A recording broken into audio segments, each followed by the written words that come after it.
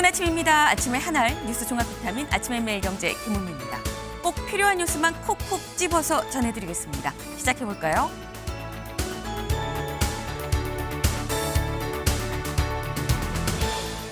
네, 서울신문 1면입니다. 몇 시간 사건이 내란됐다는 윤, 첫 형사재판에서 검찰과 93분 공방을 벌였다라는 거죠. 어제 오전 10시 이 서울중앙지법에서 윤석열 전 대통령에 대한 내란 혐의 첫 이 재판이 공판이 있었습니다. 네, 관련해서 93분 동안 여기 볼까요? 검찰이 PPT를 띄우니까 이걸 다시 그 PPT 띄워주세요라고 얘기하고 조목조목 윤석열 전 대통령 반박을 했다라는 거죠. 그래서 비상계엄 사전 모의 혐의 등에 대해서는 전면 부인했다. 직접 본인이 마이크를 잡고 93분 동안 아니다라고 부인을 했다라는 겁니다. 그런데 이 서울신문의 제목과 달리 경향신문을 또 볼까요? 경향은 이렇게 또 제목을 뽑았습니다. 윤석열 평화적 계엄 93분간 궤변만. 네. 지금 경향신문은 아니다. 이거 좀 궤변 아니냐라는 취지의 좀 이 비판적인 시각이 좀 같이 담겨 있죠. 저희가 살짝 다른 결의 기사 두 개를 같이 좀 전해드립니다. 다음 기사 볼까요? 국민일보입니다. 국무위원과 마지막 소명 애매모호 한입니다. 애매모호한 한이다. 한덕수 대행을 지금 얘기를 하는 거죠. 어제 국무회의가 있었습니다. 그런데 이 국무회의에서 이 한덕수 대행 지금 현재 차출설, 이 대망론 많은 얘기들이 나오고 이목이 쏠리는 가운데 이런 얘기를 했습니다. 볼까요? 이제 미국 정부와의 본격적인 협상의 시간에 돌입했다. 정부와 민간의 대응 역량을 총결집해 국익을 지켜나가는데 사력을 다해야 한다. 저 또한 그간의 통상 경험을 바탕으로 관련 네트워크 등을 10분 활용해 국무위원들과 함께 저에게 부여된 마지막 소명을 다하겠다라고 얘기를 했습니다. 마지막 소명이라고 얘기를 했어요. 여기서 마지막 소명, 공익이 마지막이라는 거냐, 이 공직이 마지막이라는 거냐, 아니면 대행으로서를 마지막을 얘기를 하고 이제 대통령의 길을 가겠다라는 거냐, 아리송하죠. 그래서 한 대행의 속마음이 뭔지 잠시 뒤에 대담으로 좀 짚어보겠습니다. 다음 기사 볼까요? 한국일보입니다. 양당 경선 무용론에 판 키우는 제3지대입니다. 네, 지금 여야 할 것 없이 경선 불참 선언이 속출하고 있습니다. 국민의힘에서는 유승민 전 의원이 선언을 했고요. 어제 민주당에서는 김두관 전 의원이 경선에 불참한다라고 얘기를 했죠. 그런데 불참은 경선 불참이지 대선 불출마 선언은 아니었다라는 겁니다. 그래서 나오는 얘기가 제3지대 얘기가 나오고 있다라는 거죠. 이 얘기도 저희가 잠시 뒤에 대담으로 좀 짚어보겠습니다. 다음 기사 볼까요? 네, 매일경제입니다. 양측이 트럼프 관세 추락하는 미 신뢰도입니다. 어제 딱 이 시간 제가 이 자리에서 뭐라고 말씀을 드렸었느냐. 조금 전 트럼프 대통령이 직접 SNS에 글을 올려서 전자제품, 반도체를 비롯한 전자제품에 대한 이 상호 관세 제외된다라는 거 아니다. 라고 직접 글을 올렸다, 부인했다라고 말씀을 드렸었어요. 그런데 관련해서 다시 한번 여기 나와 있죠. 반도체 품목 관세 발표가 우리 시각으로 따지면 늦어도 어제까지는 나왔었어야 되는데 반도체 품목 관세, 이 상호 관세 아니고 품목 관세 적용할 거예요라고 얘기를 했었습니다만 품목 관세도 발표가 또 연기가 됐다라는 겁니다. 그래서 이 관세를 물리는 거야? 안 물리는 거야? 어떻게 되는 거야? 양측이다라는 얘기까지 지금 나오고 있다라는 거죠. 정말 그야말로 아침 저녁으로 다른 상황입니다. 조변 섞게 이 추락하는 미국의 신뢰도. 네. 이게 지금 조변 섞게 하는 상황이라고 하면 아침에 매일경제 매일매일 챙겨 보셔야 된다. 네. 자칫하면 흐름을 놓칠 수가 있습니다. 네.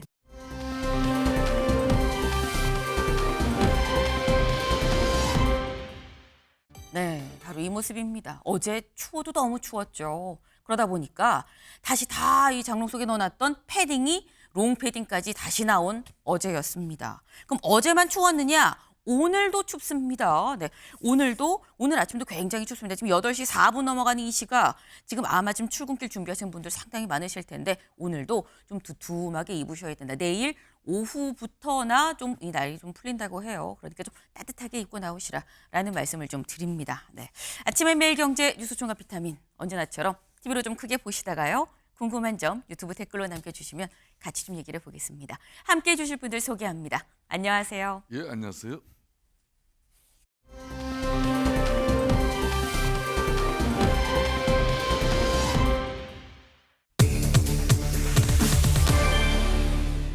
애매모호 한입니다. 기사 같이 볼까요? 국무위원과 마지막 소명 애매모호 한. 네, 아까 일면 소개하면서 살짝 좀 말씀을 드렸죠. 모두가 한덕수 대행의 입만 쳐다보고 있는 요즘입니다. 나오는 거야, 안 나오는 거야 싶은데 아무 말을 안 하고 있는 한덕수 대행 어제 국무회의에서 이렇게 얘기했다라는 거죠. 들어보고 올까요? 오직 국익과 국민만 생각하며 미측이 제기하는 각종 비관세 장벽 및 협력 프로젝트 등에 대한 전략적 대응 방안을 구체화시켜 주시기 바랍니다. 저 또한 그간의 통상 경험을 바탕으로 관련 네트워크 등을 10분 활용하여 국무위원들과 함께 저에게 부여된 마지막 소명을 다하겠습니다. 네, 국무위원들과 함께 저에게 부여된 마지막 소명을 다하겠습니다. 여기서 말하는 마지막이 어디를 수식하는 형용사냐라는 거죠. 마지막 공직을 말하는 것이냐 아니면 대행으로서는 마지막이고 이제 대통령의 길을 가고자 한다라는 얘기인 것이냐. 김성태 의원님 어떻게 보십니까? 참 애매모호합니다. 네. 그래서 이제 그렇지만은 이 문구 내용대로 그대로 이제 분석을 해보면은 네. 더군다나 그 자리가 국무회의였고 그러니까 미국의 통상 상호 관시에 부과돼 가지고 정말 모든 국가적 역량과 능력을 총동원해야 되는데 그런 측면에서 자신이 이제 갈고 닦은 통상 경험을 바탕으로 네. 그런 또 네트워크를 또 활용해서 잘 대처하겠다. 이게 자신의 마지막 국가를 위한 소명이다. 그러니까 이 내용 그대로라면은 공직자로서의 국가적 소명을 다하겠다. 그런 각오를 피력한 그런 이상 이하도 아닌데. 네. 근데 이분이 어찌됐든 간에 계속 이제 뭐 대선 후보 가상 대결에도 올라가고 또 당내 지금 많은 현역 의원들의 분위기 자체가 국민의힘 경선에 어떤 경우로든 참여시키겠다는 그런 또 흐름이 있으니까 네. 이 마지막 소명이라는 부분에 대해서 많은 억측이 난무한 것도 사실이죠. 네. 지금 첫 이 말씀을 애매모호합니다라고 말씀을 오늘 떼셨어요. 있는 그대로만 보면은 공직을 좀 이제 마무리를 하겠다는 뜻 아니겠느냐 싶지만 또 그렇게 볼 수만 없는 측면도 뭔가 지금 주변에 나오는 얘기 좀 정황상으로 보면 좀 분위기가 좀 보인다라고 말씀을 하셨는데 사실 박수현 의원님 사실 안 나올 거면 또 불출마 선언을 하면 되는데 불출마 선언은 지금 안 하고 있군요. 여론조사 후보군에 들어갔는데 빼주세요란 말도 지금 안 하고 있긴 합니다. 어떻게 보십니까?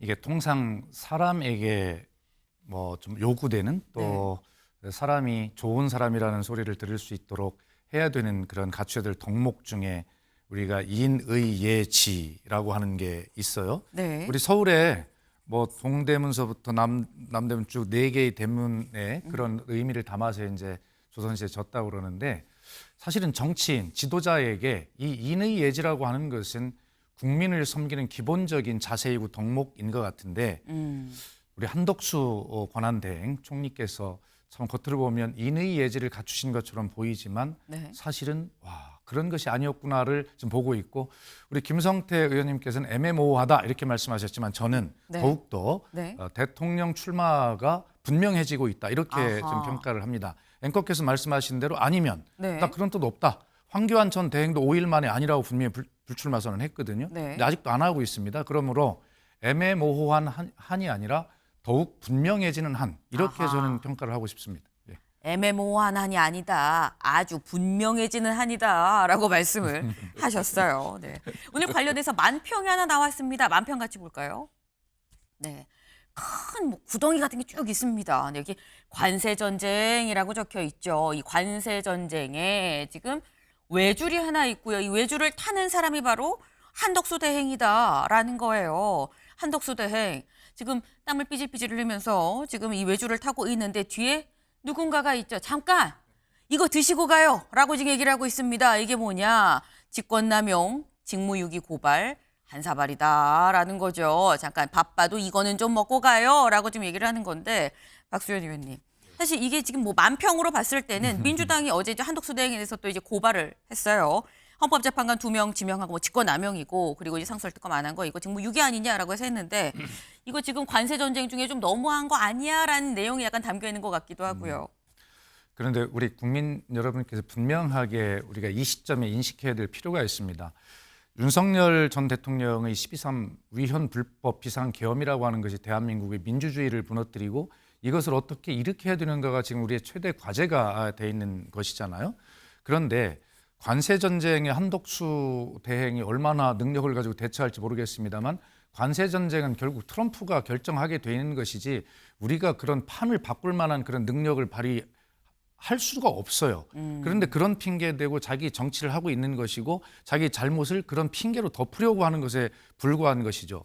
민주당도 탄핵을 해야 된다는 것이 당연한 의무입니다. 그러나 지금 국민께서 걱정하시는 부분들이 있기 때문에 그런 부분들을 정말 받드는 그런 측면에서 탄핵보다는 바로 지금 말씀하신 대로 저런 어떤 법적인 고발 조치를 함으로써 경고를 강하게 보내고 있는 것이다. 이런 말씀을 드리고 이 와중에 민주당이 그렇게 해야 되겠느냐가 아니라 민주당도 국민의 걱정을 생각하기 때문에 탄핵을 바로 하지 않고 바로 저런 고발 조치를 하면서 시간을 주는 것이다. 이렇게 보시면 되겠습니다. 네, 원래대로 하면 탄핵을 해도 마땅한 지금 상황이지만 지금 관세 상황, 이 관세 전쟁이 지금 벌어지고 있는 어떤 이런 이 위급한 이런 상황을 고려해서 그래서 고발 조치로 좀 끝나는 거 아니겠느냐. 지금 한덕수 대행은 관세 전쟁을 핑계로 자기 정치하고 있다라고 말씀을 하셨거든요, 김성태 의원님. 예, 그렇습니다. 이제 이재명 지명대 민주당 전 대표 같은 경우는 민주당 내 이제 조기 대선 후보로 거의 기정사실로 확정된 거랑 마찬가지잖아요. 그러면 이재명 대표를 상수에 두고 이제 이 보수 진영에서는 어느 후보가 그런 맞소가 될 수 있는 것이냐. 네. 계속 지금 기존에 잠룡들 이렇게 투입해가지고 이렇게 결과치를 보지만은 네. 그렇게 희망적인 결과치가 아직 안 나오죠. 그렇기 때문에 이제 이 보수 진영에서는 그나마 그래도 정치 색채가 이제 옅은 한덕수 전 총리에 대한 이제 근한 대행에 대한 그런 희망회로를 돌리기 시작했는데 네. 제가 이 정치 경험을 이렇게 보면은 이 오랜 관료 생활을 하신 분들 같은 경우는 정말 초기에 그냥 본인의 정치적 소신과 결단으로 과감한 결심을 하지 않으면 시간이 지나면 지날수록 그 아하. 결심은 어려워져요. 과거에 네. 고건 전 총리가 그랬고 특히 2017년 당시에 박근혜 대통령 탄핵 이후에 그때 반기문 유엔 총장 같은 경우는 민주당의 실질적 대선 후보 문재인 당시 후보보다 높은 국민 여론 지지율이 나왔거든요. 네. 그럼에도 불구하고 당시 새누리당의 후보가 될 수는 없는 거 아니냐. 새 집을 지어달라. 그게 이제 바른정당인데 바른정당을 막상 만들어 놔도 그다음에 자신이 그 바른정당에 대해서 정치적 우산 아래서 대선 행보를 가져갔으면은 민주당에서 그냥 한 20일 때려버리니까 그 정치적 우산 속에 있었으면 그게 정치적으로 대응을 했을 건데 자기 애교 관료 중심으로서 그냥 이게 대응하다가 그냥 드롭을 해버렸거든요. 그렇기 때문에 지금 절대 한덕수 지금 대행이 국민의힘 입장에서 이렇게 아무리 러브콜을 보낸다 하지만은 네. 이게 시간이 오래 가면은 민주당 그 하살과 공격에 견뎌내질 못합니다. 그렇기 때문에 만일 정치적 소신 결심이 서면은 지금이라도 빨리 국민의힘 정당 정치 안에서 우산 속에서 다른 후보들과 경쟁을 통해서 자신을 만들어 나가야 되는 게 중요하죠. 네. 지금 김성태 의원님 말씀은 내가 지난 2대 정치 경험으로 봤을 때 이 마음이 섰으면 관료로 있다가 지금 정치 이 소위 말해서 여의도 정치로 들어오려고 할 때는 빠른 결단이 중요하다. 이렇게 차일피일 미루는 거 안 된다. 그러면서 살짝 러브콜을 보내도 소용이 없을 거라고 하시면서 보내시기도 했어요. 네, 빨리 우산 속으로 들어와라. 라는 말씀도 하시긴 했습니다. 네. 만약에 우산 속에 들어올 거면 오늘이 마지노선이죠. 오늘까지 사실 이 후보 신청을 받고 있기 때문에 오늘이 마지노선인데 과연 들어올 것이냐. 이 외줄의 끝에 여기에 관세 전쟁 지나면 여기에 이제 대선 출마의 길이 이어져 있는 건지 안 이어져 있는 건지 모르겠다라는 겁니다. 그런데 아직 이 한덕수 대행 아무 말 가타부터 말이 없는 상황이죠. 말이 없는데 다음 기사 볼까요? 출마 입도 안 뗀 한덕수 보수 2위로 부상을 했습니다. 견제가 본격화되지 않겠느냐라는 거예요. 지금 출마합니다 안 합니다. 출마의 출자도 치읓자도 꺼내지 않았는데 여론조사에서 보수 진영에서는 2위로 나타났다라는 거죠. 여론조사 같이 볼까요? 리얼미터의 여론조사였습니다. 지금 보면 일단 1위는 이재명 후보예요. 48.8%. 그런데 이제 아까 여권의 2위다라고 말을 했죠. 1위는 김문수 후보, 그리고 한덕수 후보. 사실 여권으로 보는 게 맞냐 아니냐 뭐 논란이 될 수 있긴 합니다만 일단 국민의힘에서 러브콜을 보내는 측면을 좀 고려해봤을 때 여권이라고 본다면 2등이었다라는 겁니다. 10.9 이후에 8.6이었다. 근데 그렇다 그럼 입도 안 뗐는데 2위면 입대면 어떻게 되는 거야? 라는 얘기가 나올 수가 있는 거죠. 김성태 의원님. 근데 또 한켠에선 입도 안 뗐는데 2위라고 하지만 사실상 또 김문수 후보랑 입된 김문수 후보랑 지금 현재 뭐 별반 차이가 한 2%포인트 남짓 아니지 않냐. 그러면 내 식구 키우는 게 난 거 아니야. 굳이 용병 데리고 와야 돼. 이런 얘기를 할 수도 있어요. 정말 국민의힘 입장은 참 이래도 문제고 저래도 문제고 그래요. 네. 만약 그럼 지금 현재 한덕수 대행이 정치 세치였고 그동안 역대 올해가 강복 80주년, 헌정 76주년이지만은 네. 대한민국 이 정치사에서 이렇게 양 진영이 3년 동안 그러니까 타협하지 않는 대통령 통치 권력과 과도한 이 입법 권력의 대총들은 국민들을 정말 불행하게 만든 시간이었거든요.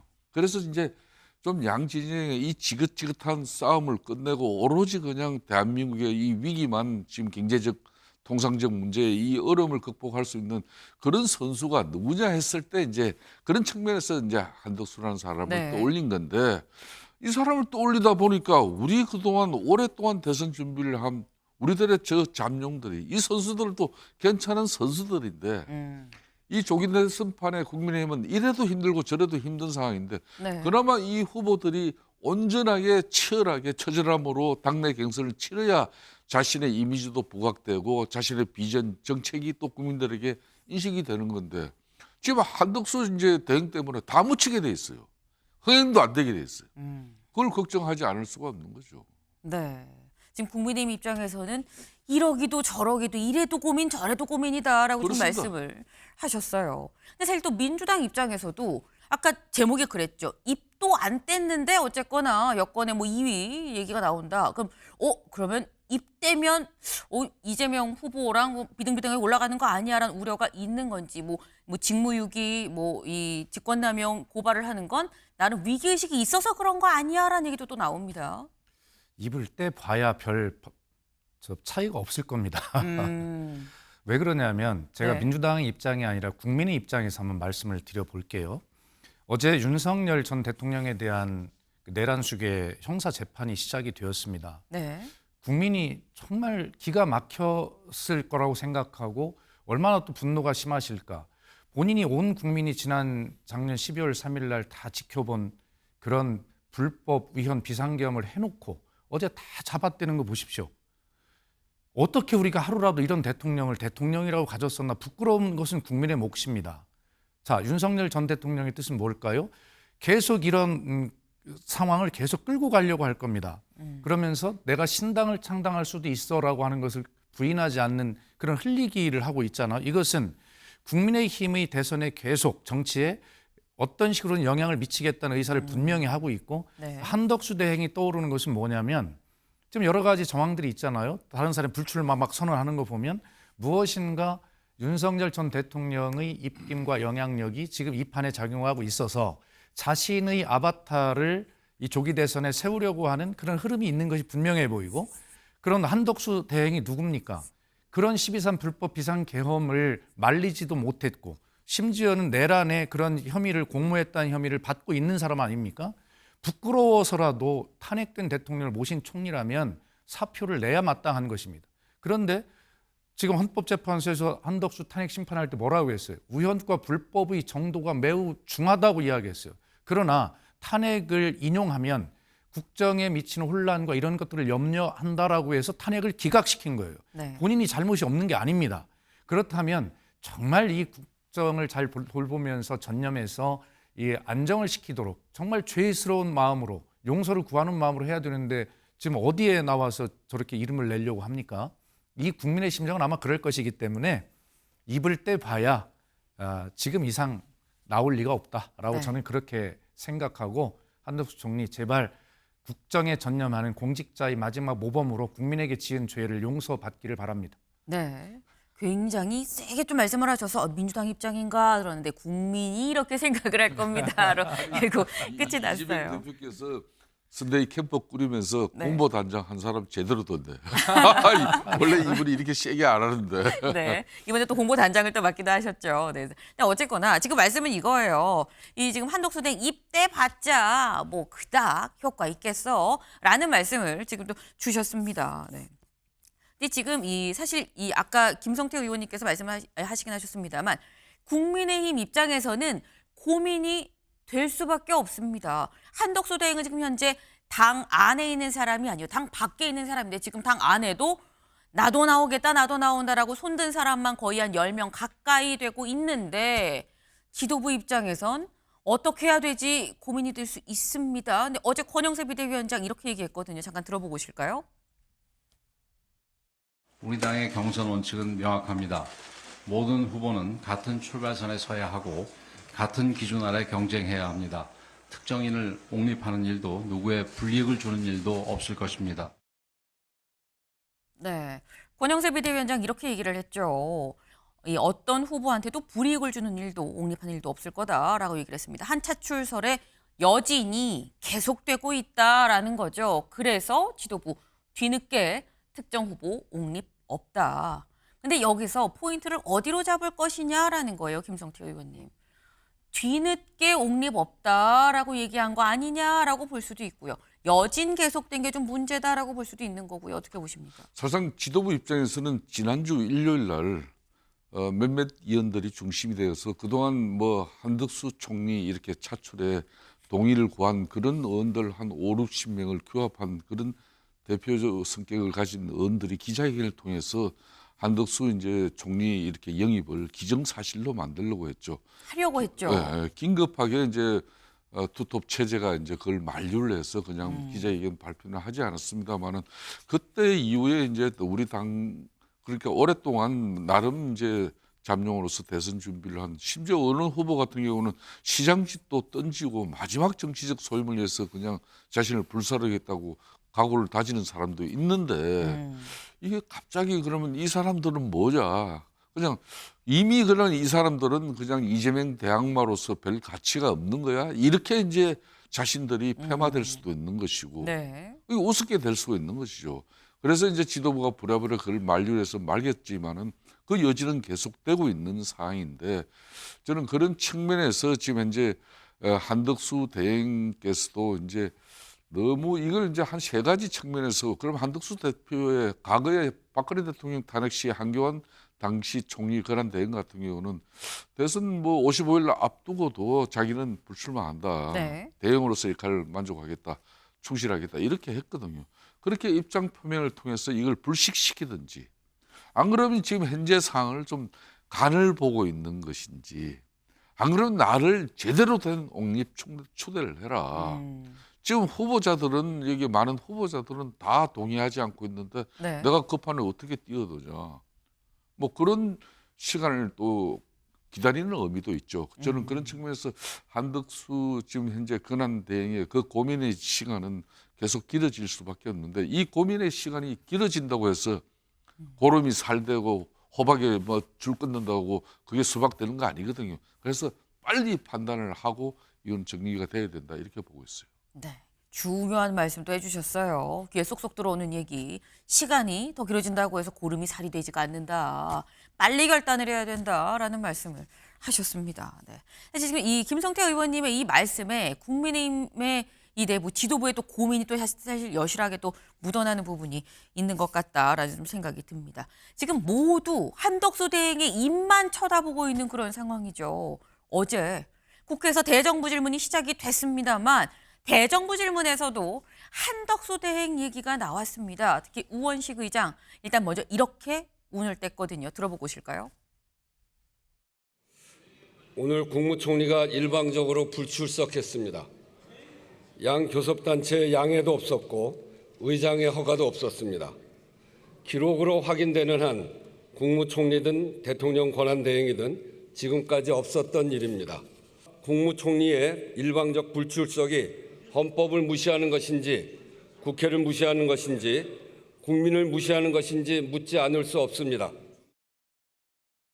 네, 한덕수 대행이 대정부 질문에 불출석을 했다. 이거는 헌법 무시냐, 국회 무시냐, 국민 무시냐라고 강하게 좀 우원식 의장 비판을 하는 모습이었습니다. 근데 여기에 대해서 총리실은 또 이렇게 얘기를 하고 있어요.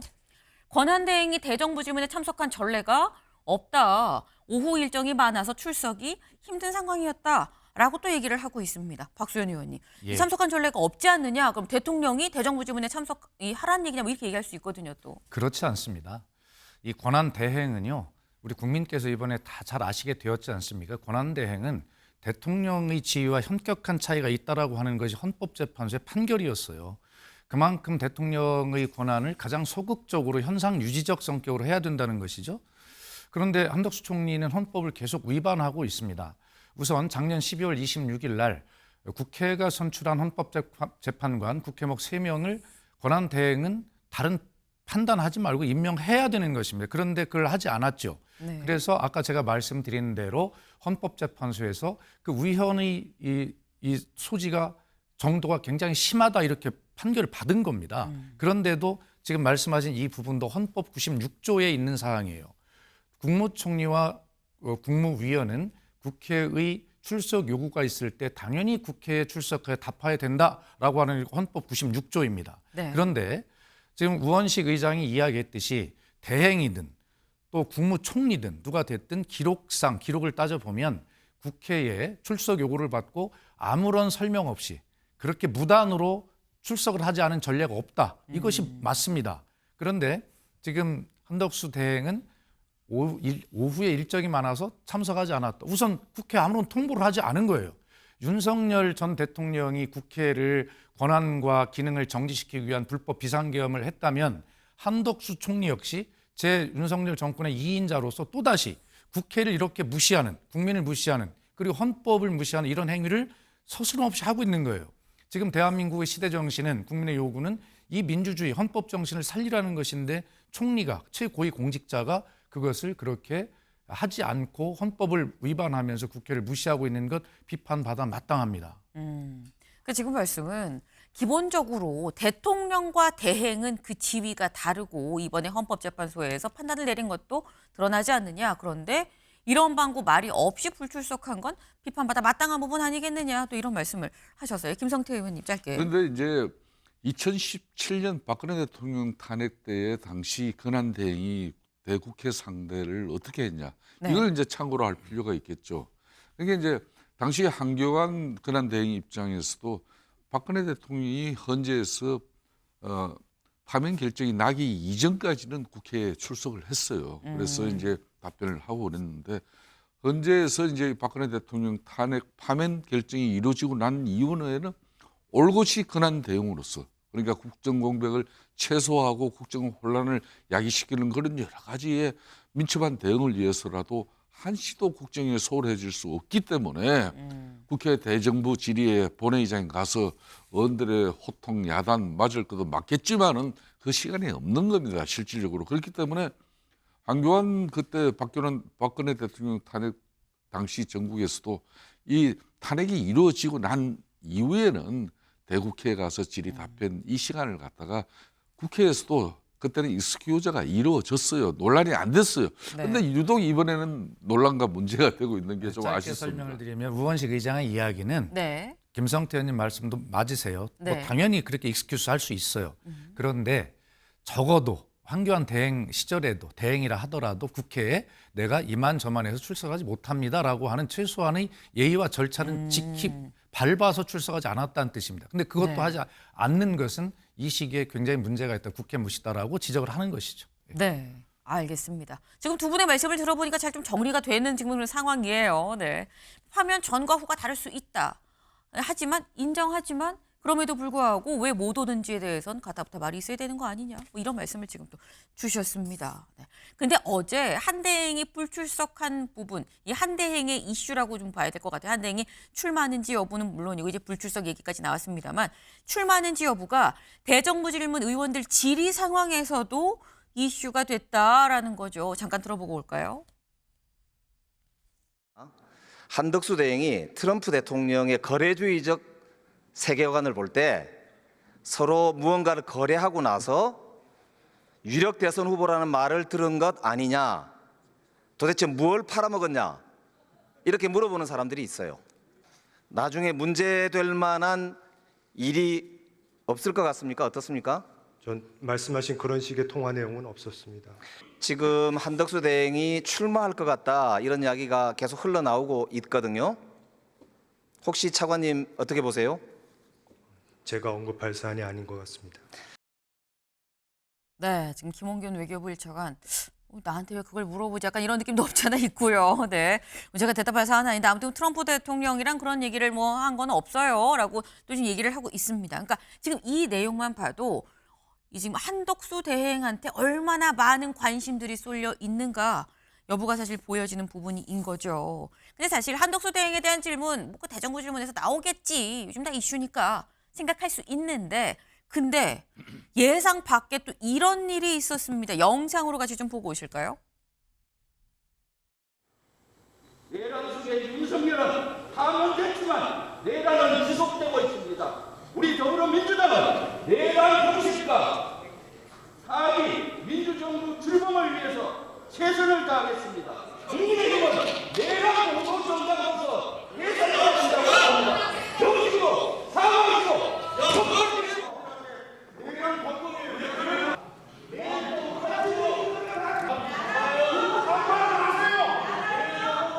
조용히 해주시기 바랍니다. 네, 보셨죠? 어제 대정부 질문 중에 벌어진 일입니다. 김병주 의원이 내란당 해산하세요, 사과하세요 라고 얘기를 하니까 조용히 해라고 얘기를 하면서 갑자기 어떻게 보면 판이 좀 커져, 약간 뭐 벤치 클리어링 같은 약간 그런 분위기까지 지금 연출이 됐는데, 김성태 의원님 어떻게 보십니까? 국회에 이렇게 정치 도의상 전 김병주 민주당 최고위원의 저 발언은 상당히 좀 문제가 있는 거죠. 내용은 도발은 이제 김병주 최고위원이 국회 본회의 석상에서 쉽게 말하면 자신의 정치적 어떤 입지를 위한 한마디로 도발 행위입니다. 저런 게. 저게 이제 민주당 강성 지청, 흔히 말하는 특히 이재명 대표의 팬덤 개딸들에게는 얼마나 자랑스러운 모습이 될 수 있습니까? 그러니까 저렇게 연출해서도 안 될 내용을 저렇게 해서 도발 행위를 하는 거죠. 그럼 국민의힘 입장에서 저 상황에서도 심지어 내란 정당으로 치부도 모자라 가지고 자신들의 민주정부가 수립되고 나면은 내란 정당을 해산시키겠다.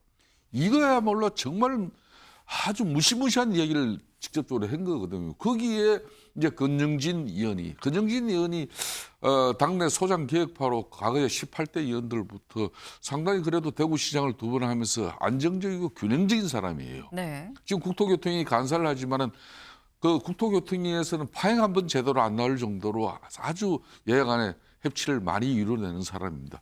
그런 사람이 오죽하면은 저렇게 화가 나가지고 내란 정당에 그런 뭐 그렇게 내 모르는 것도 모자라가지고 이 정당을 같이 일하고 있는 동료를 갖다 해산시켜 버리겠다.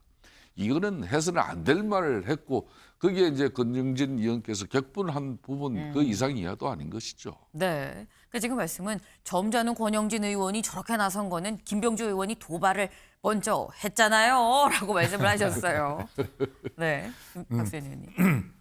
아마 어제 제가 이제 그 자리에 바로 있었고 저 몸싸움하는 저 자리가 제 자리였습니다. 아하, 그래서 저도 그렇군요. 그 다른 바로 앞자리. 신문에는 제 얼굴이 나왔는데 제가 몸싸움한 것은 아니라는 걸 분명히 말씀드리고요. 근데 제 자리에 와서 싸워가지고 우리 박수민 의원님 시켜도 안 하시고. 아, 네, 네. 예, 아마 다 정치적인 이유가 있을 겁니다. 그러나 좀 서로 과한 측면이 있다라고 이제 이렇게 김성태 우리 원내대표님께서 말씀하셨는데 아마 민주당의 입장에서는 이렇게 한번 말씀드려보고 싶어요. 그렇다면 윤석열 전 대통령이 비상계엄을 한 이유가 민주당 때문에 그렇다라고 민주당을 지목하셨어요. 줄탄핵을 했다, 예산 삭감을 했다, 뭐 다 기승전 민주당 탓 아닙니까? 그러면 지금 도발을 했다 말씀하셨는데 아니 이거보다 더 큰 도발을 민주당은 받았지 않아요? 모든 것이 민주당 때문에 불법 비상계엄을 했다고 얘기하는 분도 계시고 국민의힘도 그렇게 입만 열면 그렇게 이야기하지 않아요? 민주당 때문에 비상계엄이 일어났다. 이만큼 모욕적인 도발이 어디 있습니까? 그런데 저기에서 계속 지금 조금 아까도 화면에 나왔습니다만 조기 대선에 출마하겠다는 국민의힘의 저 유명한 지도자들이 전부 윤석열, 저희는 내란 수계라고 부르지 않습니까? 그 관저에 가서 낙점을 받기 위해서 면담을 한다거나 전화 통화를 한다거나 그런 것들을 자랑스럽게 이야기해서 마치 윤심을 얻는 후보가 되겠다는, 이렇게 해서 국민의 마음에 분노를 일으키는 이러한 국민의힘을 내란 옹호 정당이다라고 이야기 못합니까? 민주당은 그보다 훨씬 더 내란 계엄 유발 정당이라는 모욕까지 받았어요.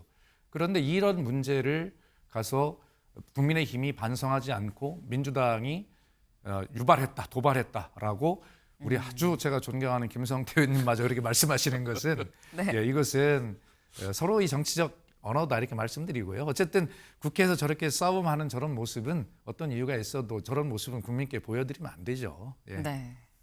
처음에 약간 수위가 좀 높게 올라가는 듯 하긴 했지만 결론은 마무리는 아무런 아름답게 좀 마무리가 좀 된 것 같습니다. 네, 일단 어떤 경우에도 몸싸움은 가면 안 된다라는 거죠. 오늘도 대정부 질문 이틀째 경제 분야 대정부 질문이 있죠. 하지만 오늘은 이런 모습은 안 봤으면 좋겠다라는 생각이 좀 드네요.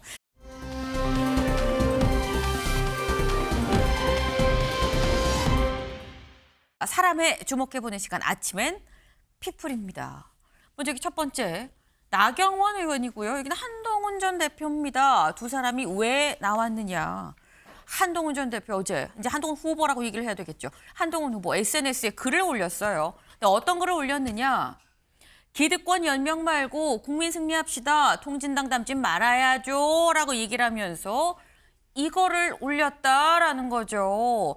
이게 대체 뭐냐. 여기 보면 이정희 이동찬 대표 때 모습이에요. 그때 대선 이 후보 토론회였었던 것 같은데 이때 모습을 보여주면서 요 밑에는 나경원 의원이 한 이 언론에 나온 모습을 캡처해서 놨습니다. 한동훈 후보만큼은 반드시 이겨야 된다고 생각합니다. 라고 얘기했다라는 거죠. 이게 뭐냐. 나경원 의원 이 한 언론 인터뷰에서 뭐라고 했냐면 이번 조기 대선을 가져온 여러 원인을 좀 생각을 해봤더니 이거 한동훈 후보만큼은 내가 반드시 이겨야 될 것 같아요. 라고 얘기를 했다라는 거죠. 요 모습을 캡처해서 SNS에 올리면서 이정희 옛 통진당 대표 모습을 같이 올렸습니다. 왜냐? 그때 2012년 그때 모습 잠깐 같이 보고 오실까요? 네, 우리 이정희 후보께서는 오늘 아주 작정을 하고 네거티브를 어떻게든지 해서 이 박근혜라는 사람을 어떻게든지 이번에 좀 내려앉혀야 되겠다고 작정을 하고 나오신 것 같아요. 박근혜 후보 떨어뜨리기 위한 겁니다. 저는 박근혜 후보를 반드시 떨어뜨릴 겁니다. 네, 기억나시나요? 당시에 이정희 후보가 네, 저는 박근혜 후보 떨어뜨리러 나왔습니다. 라고 얘기를 했죠. 그런데 이 한동훈 전 대표 추측컨대 나경원 이 후보한테 한동훈 후보만큼은 꼭 이겨야 된다고 생각해요. 라는 말, 이거 다른 게 뭐가 있습니까? 라는 취지인 것 같아요. 기득권 연명 말고 국민 승리합시다. 라고 얘기했는데 김성태 의원님. 예. 이게 지금 국민의힘 이 내부 경쟁이 상당히 좀 치열해지는 것 같습니다. 그렇습니다. 상당히 날카로운 신경전이죠. 이 그림 같은 경우는 2012년 당시 박근혜 대통령 우리 당 후보가 네. 그때 이제 상대당 후보 민주당 후보의 공격보다는 당시 통진당의 이정희 대표 입장에서는 이번에 이제 그때 대선 출마의 목적은 오로지 박근혜 후보를 떨어뜨리기 위해서 나왔다.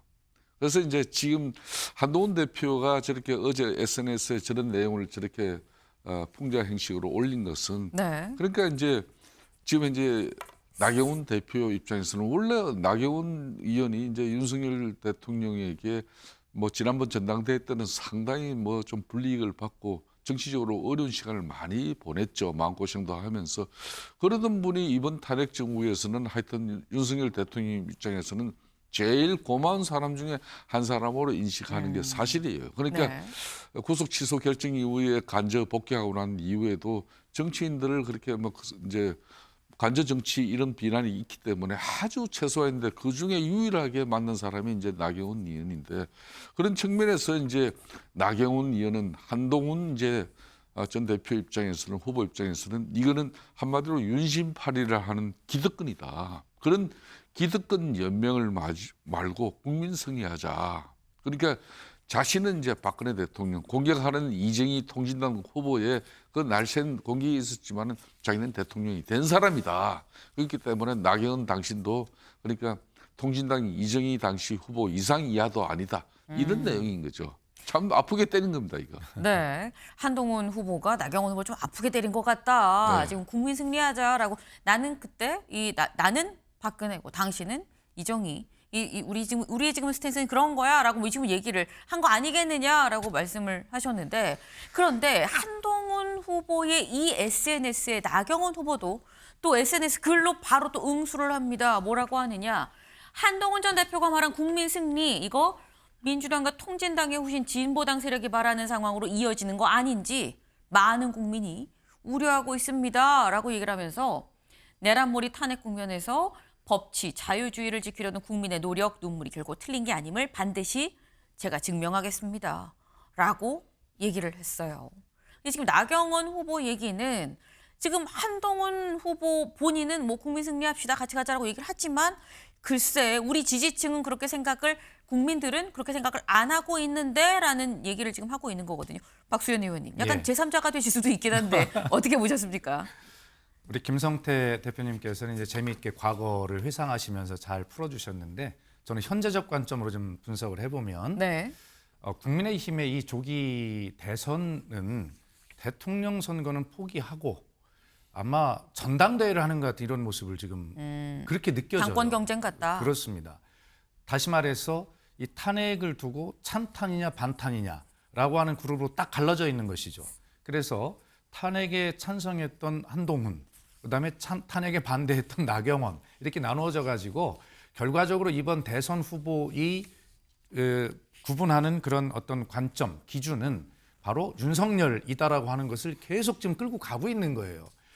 대표님도 아까 잠깐 윤심팔이라는 말씀을 쓰셨는데 그래서 제가 말씀드리는 것이 과거의 잘못은 빨리 인정을 하고 그리고 국민 여러분 우리가 잘못했지만 그래도 대통령 선거는 미래를 결정하는 일이니 이렇게 준비해서 저희 갈 테니까 용서해 주시고 저희를 선택해 주십시오라고 민주당과 차별화되는 모습을 보여야 되는데 여전히 과거에 묻혀서 윤석열에 찬성했느냐 반대했느냐만 가지고 지금 싸우고 있는 것이거든요. 국민이 이런 국민의힘에게 어떤 동의를 하실 수 있겠습니까? 더구나 나경원 의원님 대단히 죄송하지만 지금 나옵니다만 내란몰이 탄핵 국면이라고 하셨어요. 다시 말해서 12.3 위헌 불법 비상계엄을 민주당과 야당이 내란으로 몬다라고 하는 이렇게 해서 그 자체를 인정하지 않으시는 발언이거든요. 그리고 탄핵 국면에서 이 탄핵에 반대했던 그런 어떤 광장의 극렬 지지자들을 법치와 자유민주주의를 지키려는 국민이라고 얘기를 했어요. 그러면 그 탄핵에 찬성했던 그 많은 국민들은 법치와 자유주의를 이런 국민이 아니라는 얘기거든요. 이렇게 국민도 갈라치게 하고 계시고 당도 지금 갈라치게 하고 계시는 거예요. 그래서 정말 안타깝습니다. 국민의힘 얼마 전까지 집권 여당이었습니다. 과거 잘못 빨리 인정하고 용서받으시고 어차피 미래를 위한 정치 함께 해야 할 파트너거든요. 미래를 향한 경쟁을 하셨으면 좋겠다 이런 생각이 듭니다. 네, 지금 이 박수현 의원님께 약간 제3자적인 입장이실 수도 있는데라는 말씀드렸는데 나경원 의원의 이 부분에 또 포인트를 잡으셨어요. 내란몰이 탄핵 국면이란 말이 무슨 말이냐. 맞지 않다라고 말씀을 하셨는데 사실 지금의 이 한동훈 후보와 나경원 후보 두 사람의 이런 주거니 받거니 날선 이 비판들 이번이 처음이냐 아니라는 거죠. 영상 같이 보고 오실까요? 저는 외화 내빈이란 말이 딱 맞다고 생각을 합니다.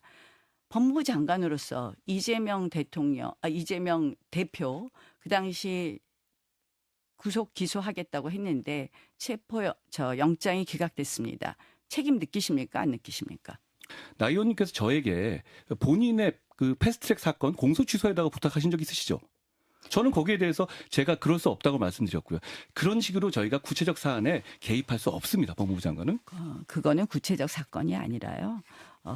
실질적으로는.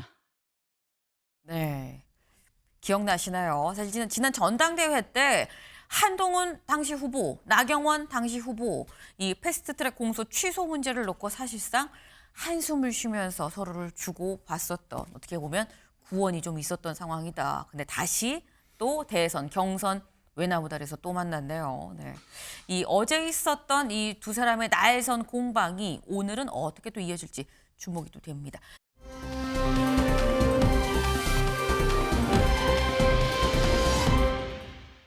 다음 인물 보겠습니다. 두 번째 인물.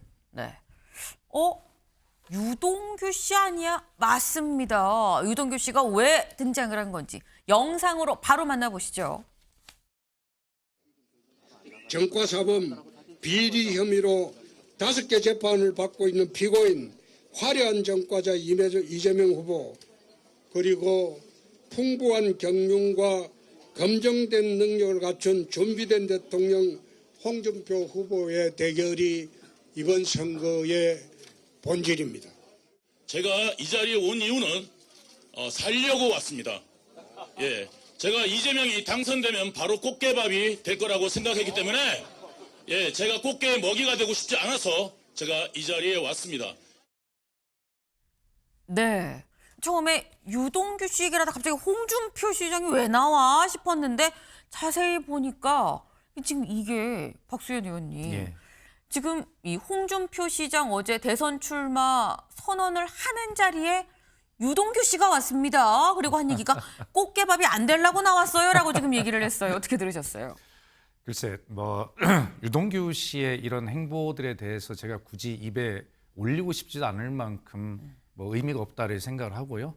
기왕에 유동규 씨가 나왔으니까 이재명 이제 지금 예비 후보죠. 예비 네. 후보의 대장동 이런 문제들이 이제 떠올리시게 될 것 아닙니까? 바로 홍준표 시장님 이제 후보시네요. 후보께서 바로 자기 자신은 이재명과 각을 세울 수 있는 국민의힘에서 유일한 후보고 가장 앞서가고 있는 후보다라고 하는 그런 어떤 지점을 강조하기 위해서 그런 유동규 씨를 아마 참석을 시킨 이미지화 작업을 이제 한 것이다 이렇게 볼 수가 있겠죠.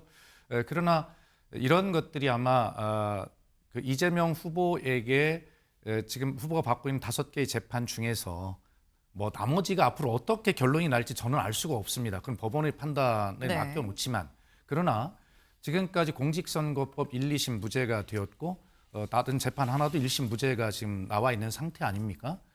사실은 여권에서 볼 때, 국민의힘에서 볼 때는 이재명 후보가 그 둘 중에 하나 이것만으로도 출마를 못할 것이다라고 강력하게 예상했지만 완전히 무죄가 지금 되고 있는 상황이에요. 그렇다고 보면 나머지 남아있는 재판들에 대해서도 혹시라도 이재명 후보가 우리가 모르는 사이에 그렇게 누명을 쓰고 있는 것 아닐까라고 한 번쯤은 생각도 해봐야 된다고 생각합니다. 특히 대장동 문제 같은 거 제가 여기서 자세히 설명드리지 않겠으나 홍준표 후보님은 아마 이재명 후보의 약점이라고 하는 그것을 가지고 딱 유동규 씨를 초청했겠으나 그러나 이재명 후보 입장에서는 봐라 그렇게 나를 악마화했고 부하 직원마저도 모른다고 잡아떼는 철면피 같은 사람으로 나를 악마화했지만 그러나 결국 다 무죄가 나오지 않느냐 앞으로도 그럴 것이다라고 하는 것을 이재명 후보 측엔 또 이야기할 수 있는 그런 지점을 유동규 씨가 만들어 주었고 당장 저만 해도 지금 그렇게 이재명 후보를 네. 이야기하지 않아요? 네. 아마 무엇을 얻으려고 했겠지만 그러나 오히려 유동규 씨를 저렇게 내세움으로써 아마 크게 득이 된 것이 없는 그런 기획이었다 이렇게 평가하겠습니다. 네. 이게 지금 말씀은 유동규 씨를 내세우면서 뭔가 이재명 대표의 사법 리스크 대장동을 부각시키고 한 것 같으나 무위로 돌아가지 않겠느냐 오히려 우리의 공격 포인트다라고 또 말씀을 하셨어요. 김성태 의원님. 홍준표 선대위가 어제 후보 이제 출마 선언과 함께 기획을 해서 이제 이재명 대표의 가장 사법적 리스크의 중심에 서 있는 핵심 정인 유동규 씨를 갖다가 이렇게 캠프에 영입한 이게 자신이 먼저 그러니까 기획적으로 영입했다기보다는 자신이 그냥 홍준표 대표를 도와서 네. 지금 국민의힘 많은 후보들 중에서 그런 이재명 대표 입장 이재명 대표 같은 경우는 유동규 씨가 경험한 상당히 이게 법기술자예요. 빠져나가는 것도 잘 나오고 그냥 그 많은 변호사들 다 대처 잘해서 그 공로를 갖다 인정해가지고 작년 4월 이제 총선에서 민주당 공천을 줘가지고 그분들이 또 더 큰 민주당 이재명 대표의 그런 지원자가 돼 있잖아요. 그런 측면에서 유동규 씨는 국민의힘 많은 후보 중에서 홍준표 후보야말로 가장 이재명 대표를 과거 모래시계 검사로서 범죄자 다루듯이 확실하게 다룰 수 있는 그런 후보가 홍준표다. 그렇기 때문에 나는 홍준표 후보를 도우러 간다. 이게 유동규 씨지. 뭐 홍준표 선거 캠프에서 어떻게 유동규를 기획해가지고 이 사람을 영입해가지고 이걸 이재명의 아픈 부분을 때려 나가자. 이런 정도까지 아직 진화는 안 했죠. 이런 자발적인 입장이라고 저는 뭐 알고 있습니다. 네, 유동규 씨가 자기 발로 캠프에 찾아온 거지 굳이 영입을 했다고 볼 수는 없다라고 말씀을 하셨어요. 네, 이 진실이 뭔지는 알 수 없습니다만 일단 뜻밖의 인물 유동규 씨였습니다. 네.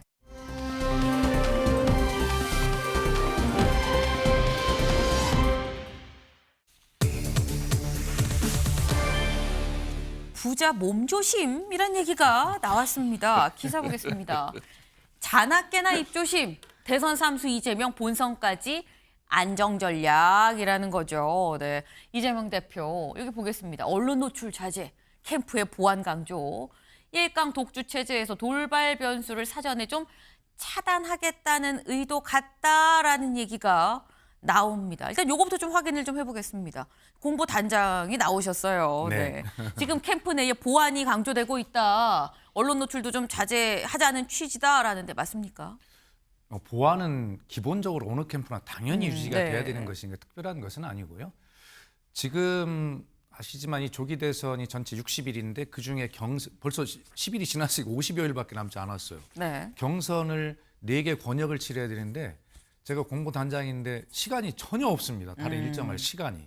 국민의힘도 마찬가지일 거예요. 그래서 워낙 짧은 일정상 그렇게 이제 하는 것이고 또 이제는 뭐 삼수라고 좀 말씀하셨습니다만 그동안 많은 준비를 해왔고 많은 경험을 거치고 또 사실 아까 우리 여론조사 보았습니다만 가장 앞서가고 있는 그런 후보임에는 틀림없고 네. 뭐 앞으로 어떻게 될지는 모르겠습니다. 그걸 유지해야 되지 않겠습니까? 그런데 저희가 부자 몸조심하는 게 아니라 상대들이 네. 국민의힘의 후보들이 보셨지만 너무너무 군소로 분열이 돼 있고 이게 잠룡, 미음 받침 잠룡이 아니라 여럿이 나온 그냥 비읍 받침 잠룡처럼 사실 의미들이 별로 없어 보여요. 그렇기 때문에 상대적으로 부자 몸조심하는 것처럼 이렇게 재밌는 말이 붙을 수 있는 것인데 네. 이 구도가 그럴 수밖에 없는 상황이에요. 아하. 네, 그래서 하여튼 그러나 이재명 후보로서는 지금 대한민국의 쉽게 얘기하면 리더십, 지도력이 지금 상실되어 있는 그런 상태 아닙니까? 외국에서 바라볼 때도 굉장히 불안한 대외 신인도의 문제도 생기고요. 네. 그래서 비록 현재로는 제1당 그러나 얼마 전 그 야당의 후보이지만 그러나 유력한 대선 후보의 입장으로서 아주 대한민국의 그런 어떤 안정감을 대외적으로 보여줘야 될 의무가 있는 후보입니다. 그렇기 때문에 뭐 너무 막 그렇게 자발스럽게 움직이거나 뭐 이러는 것은 오히려 대한민국 국익에 도움이 되지 않는다는 그런 판단을 네. 실제로 했습니다.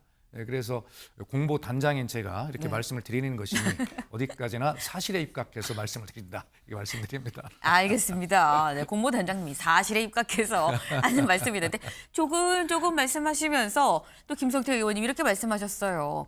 아니 우리가 부자 몸조심이 아니라 그냥 너무 우리랑 적수가 되는 사람이 너무 없어요. 잡룡이 아니라 좀 잡룡이라는 얘기가 나올 정도니까 우리가 상대적으로 그렇지 않은데 그렇게 보이는 겁니다라고 또 말씀을 하셨어요. 예, 제가 이제 옛날에 강원도 동부전선에서 군대 생활을 3년을 군대 얘기가 나오나요? 했는데, 네. 근데 이 군대 옛날 군대 이 말년병장 같은 경우는 떨어지는 낙엽과 또 가랑비도 이제 젓는 것도 몸조심한다 그러거든요. 네.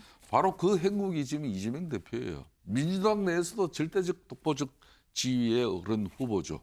지금 이제 상대당 국민의힘 후보를 어떤 산입 대입을 시키더라도 절대적 그러니까 당선 뭐 지지율이 높은 그런 후보의 그 지위를 자신이 알아요. 그렇기 때문에 상당한 몸조심을 하는 거죠. 그래서 백로가 까마귀 노는 곳에 안 가듯이 네. 아예 그 입장이에요. 그냥 좀 진흙탕이고 좀 시끄러운 곳이라면 내가 거기 왜 가?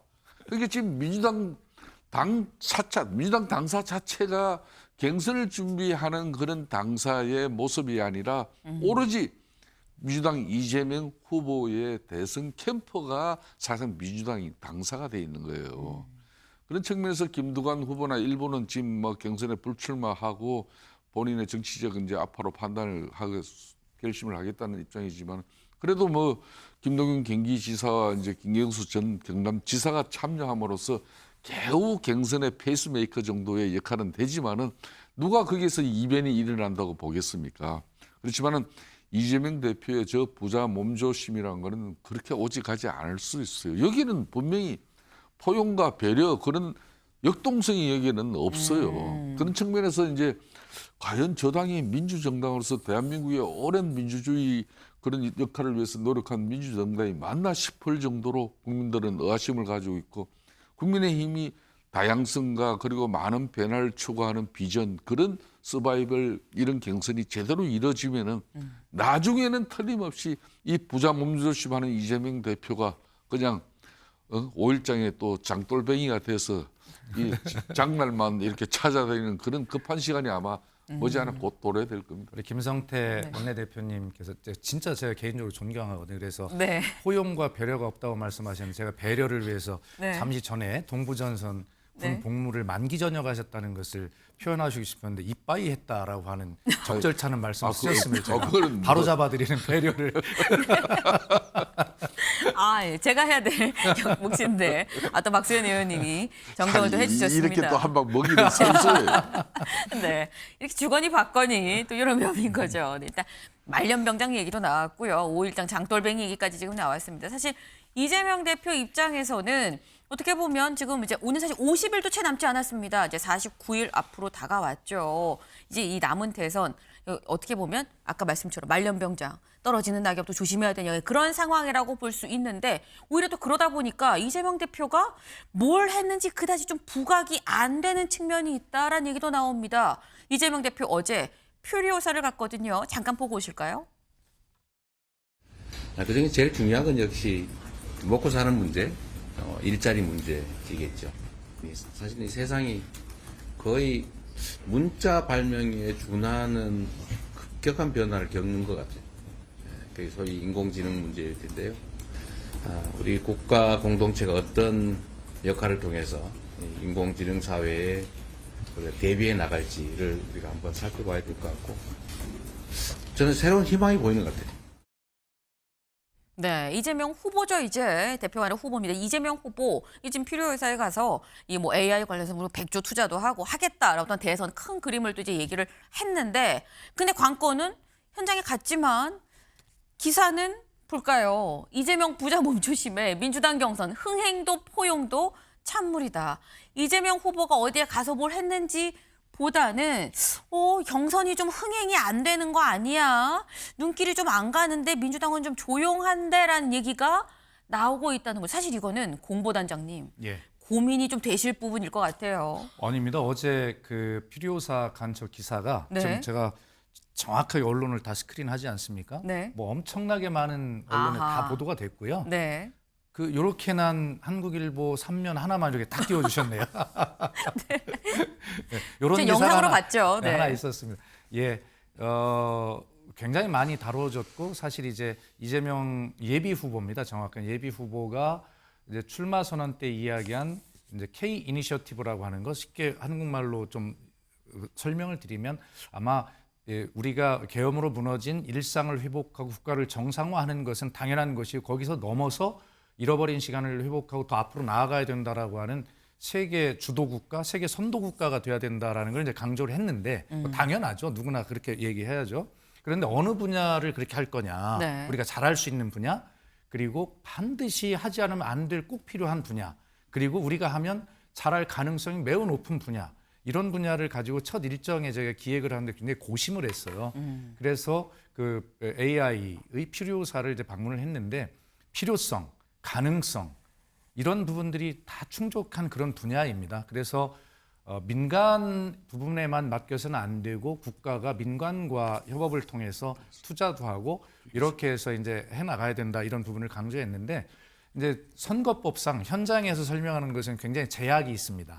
그렇기 때문에 저렇게 어떤 겉핥기식이라고 표현하면 어떨지 모르지만 개념만 설명했지만 이제 공약을 발표하는 수준이 단계가 되면 구체적으로 더 많은 관심들을 갖게 될 것이다. 뭐 이렇게 생각을 합니다. 예. 네, 지금 흥행이 안 된다라고 하지만 아니다. 우리가 아직 제대로 보여주지 않았을 뿐이다라는 말씀을 짧게 한 말씀만 하셨어요. 더 붙이면 오늘 어떤 네. 신문의 만평에 보면 네. 이 국민의힘의 한 6, 7, 8% 되는 이 많은 후보들이 하도 이재명만 떠들으니까 귀에 피가 날 지경이다. 국민 이런 만평이 있었는데 국민일보 만평이요. 예, 그러기 있었죠. 네. 흥행 걱정 안 합니다. 국민의힘의 그 많은 후보님들이 기승전 이재명 후보를 거론할 것이기 때문에 국민의힘이 민주당의 경선을 흥행시킬 것이다. 저는 자신합니다.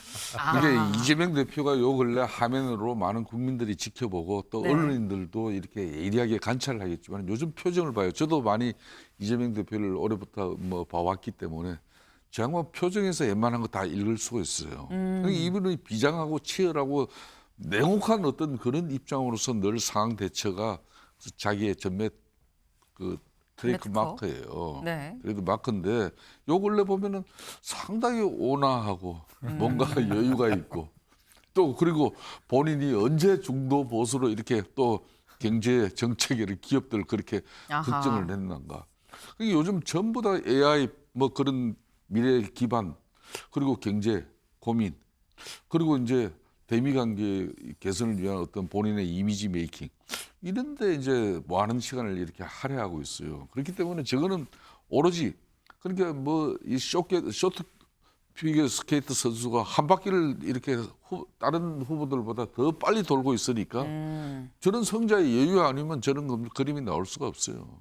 네. 근데 저 성자의 여유라는 것은 저 여유를 보여주고 그냥 비난할 게 아니라 국민의힘 우리 자신이 문제다. 그렇게 하고 빨리 우리가 이 탄핵 정국을 맞이하고 윤석열 대통령이 파면당한 그런 정당이 자정 노력을 통해서 더욱더 성찰하고 자성하는 어떤 그런 처절한 그런 몸부림이 국민들에게 읽혀지면서 우리 후보들의 이미지와 또 정책이 비전이 이렇게 읽혀지게 해야 되는데 그런 부분이 지금 대단히 안타깝고 아쉬운 대목이 제 되어있죠. 고개가 네. 되게 스스로 말씀을 드리면서 끄덕여지는 저를 끄덕이게 하는 이런 김성태 대표님은 왜 대선에 안 나가십니까?